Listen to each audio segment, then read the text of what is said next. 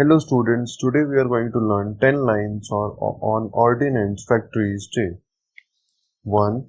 The Ordnance Factories Day is seen on the 18th March of year. Second, the creation of India's most established ordnance factory, which is at Covespray of Kolkata, was begun in 1802. Third, this day is commended by showing the rifles, weapons, cannons, guns, etc. in display all over India. Fourth, this festival begins with a processions, and the presentation will likewise show the photos of different mountaineering and warriors.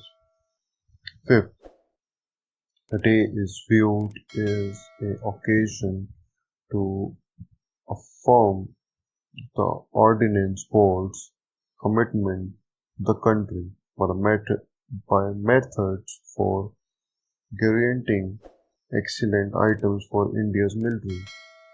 Sixth, this day is seen by displaying the significant weapons fabricated in the industrial facilities. Seventh, the foundation of India's defences creation, Indian Ordnance Factories, was intended on 18th March 1802. 8th, the day begins with a showcasing of firearms, ammo, rifles, ordnance, and so forth in display all over India. 9.